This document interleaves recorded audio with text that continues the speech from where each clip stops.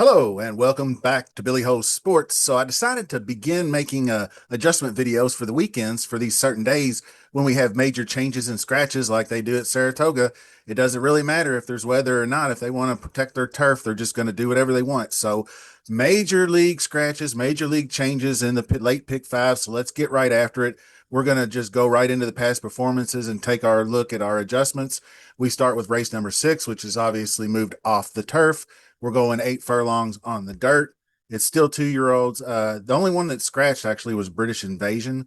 But the way it affected things, it's going to make Honoree could be a play, but I didn't go with it. Signatory Man, I still in play, but I'm not sure the breeding plays out for the dirt. Fourth place finish in the debut, bumped and steadied early, hung a bit wide.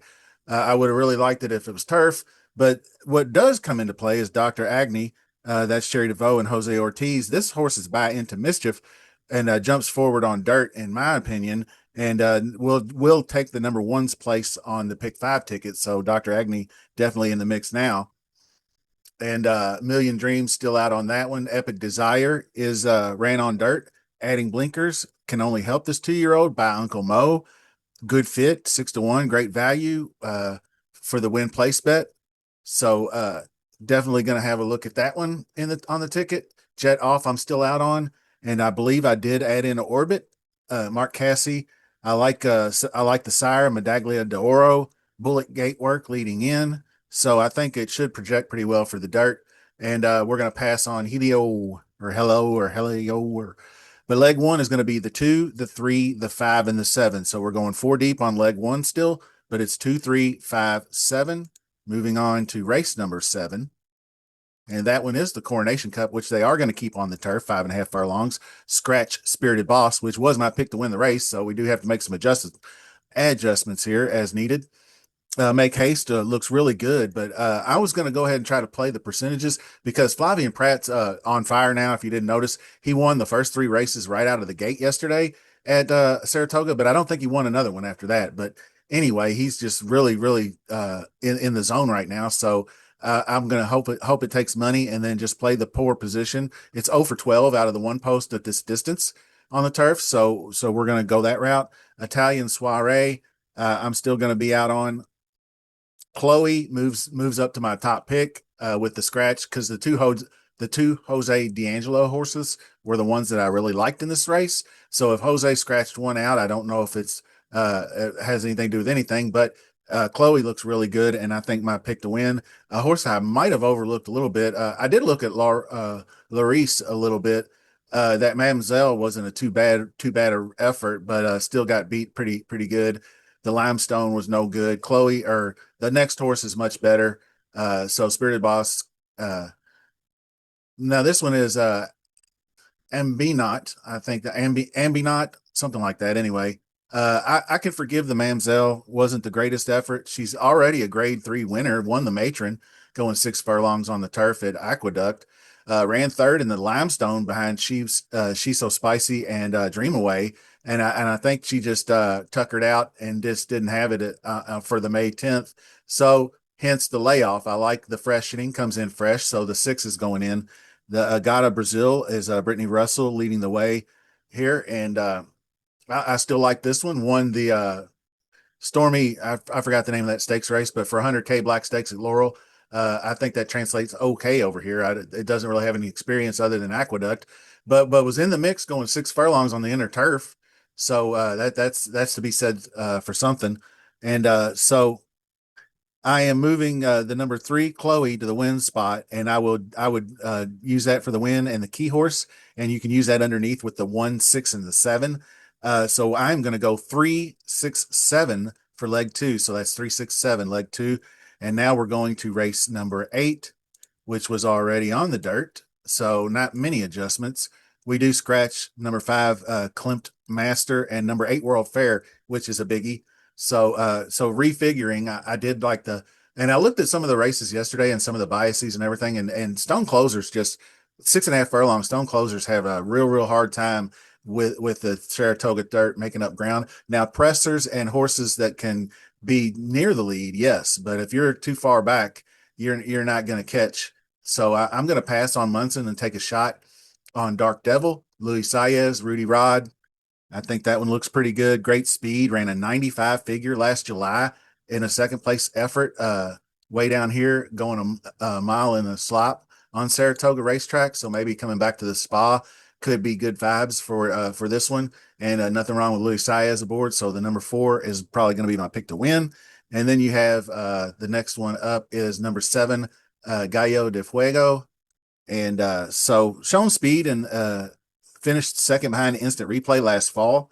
Uh, Dale Roman's colt could win this race.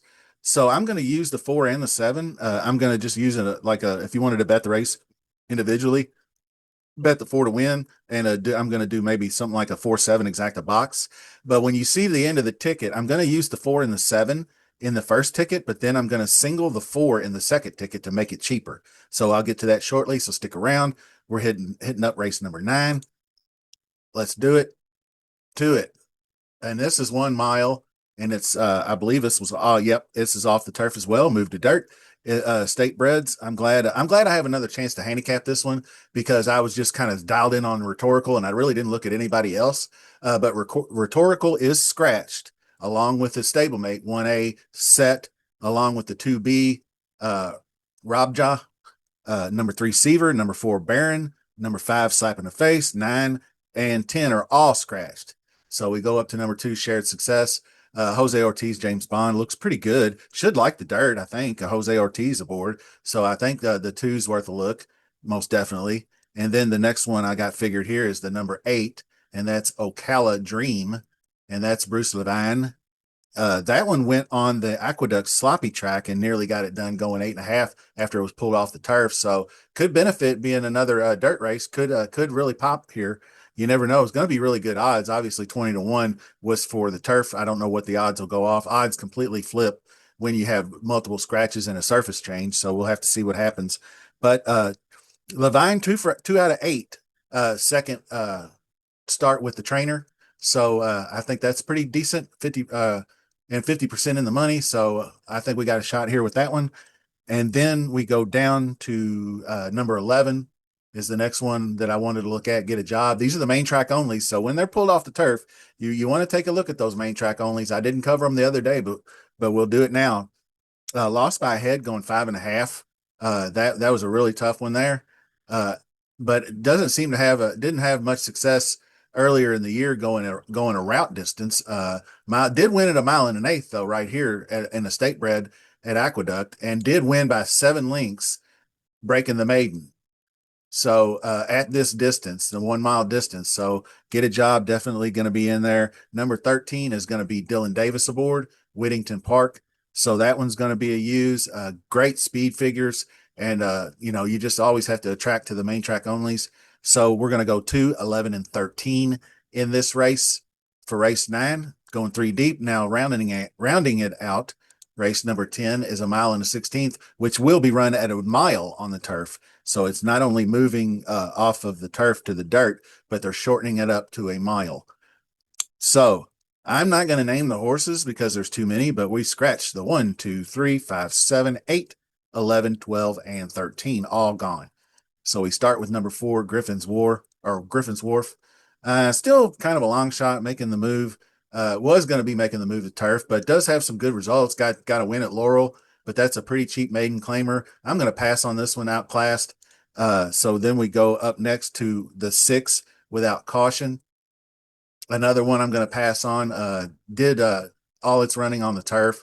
So I'm going to definitely, they are leaving it in there. So Sherry DeVoe must think of something pretty good to give him a shot. Maybe with all the other defections, she thinks, well, this horse can still win with Lescano aboard. You're going to get a good price if you like the horse, but I'm going to pass. It does have some good stakes experience on the turf, but I don't really know how that's going to translate. So I'm going to fade. And now, then the one that I really like, and I think I might bet this to win if the odds are right, is Super Times. Obviously, broke the maiden on the turf and then went to the dirt, raced. I mentioned this in the video the other day. This one was against second place to River Thames, and we know how good River Thames is. And then the third place horse won next out, and then stepped up to 9 furlongs, got beat a little worse. So the cutback should benefit. You can see going a mile was much more competitive, but this one was grande and Jimmy's dailies and indecisiveness. So was failed to sustain the bid there in that one. But coming off freshening, I like this horse to win the race. I think on the low key, and then Handsome Pants I did look at a little bit, but less attractive after each race. Kind of a big dipper there, and but did run versus some major league optional claimings here. But you can see got beat 24 lengths in that race, so obviously a little over his skis, and then almost divided in half the race purse and the distance beaten. Got beat by 11, so got beat by 16, got beat by 8. So the only time was 120. This was a really good race here, though, the maiden breaker. So Handsome Pants, Kenny McPeak could be a good sleeper, but I'm not going to use them. Straight Cash is out. King of Ashes is out. Uh, 13 Colonies, I'm going to pass on. I didn't really like that one. Anyway, I can't remember if it scratched or not. Yeah, 13 is scratched. So never mind on that. Didn't like it anyway, but the 14 and 15 are worth a look. Pretty Capable gets Jose Ortiz. That's a big jockey land there for Amos. Didn't do well. I got beat 12 in this optional claimer at Churchill, but didn't run all that bad in the Bathhouse Row. That was a really good race at Instant Replay. Caldera, there's some really good ones. Just came up empty in the drive going 9 furlongs, so the cutback should do well. Tap it. So if the 3-year-old has matured and maybe gotten a little bit fitter over the next race, then there's nothing wrong with that. And then you have Soon to Be King. This one, these are tons of stakes races and all good finishes, but they're all New York State breds, or not all, yeah, pretty much all New York State breds and restricted company. So that kind of does give it a little bit of a ding as far as class level is concerned, but puts it right on par with beating this field. So we're going to use them, and we're going to go 9, 14, and 15 in the fifth leg. So I went two ways here. I went the first ticket is going to be the 2, 3, 5, 7 for leg 1, 3, 6, 7 leg 2, 4, 7 leg 3, 2, 11, 13 leg 4, 9, 14, 15 leg 5. That's going to be a $108 ticket. So that's not typically what I do. I usually try to keep it right around $50 or less. So what I did was I had an alternative ticket where I went leg 3 and just singled the 4. So that cut the ticket in half. So it was basically the same thing going across the board, except for race 3, race 8, leg 3, excuse me, is going to be the single on the 4. And if you're watching on the YouTubes, you'll see it going across the ticker tape. And I believe I've got the numbers right this time. So hopefully that's it for your update on the fly. Best of luck. We'll see you soon.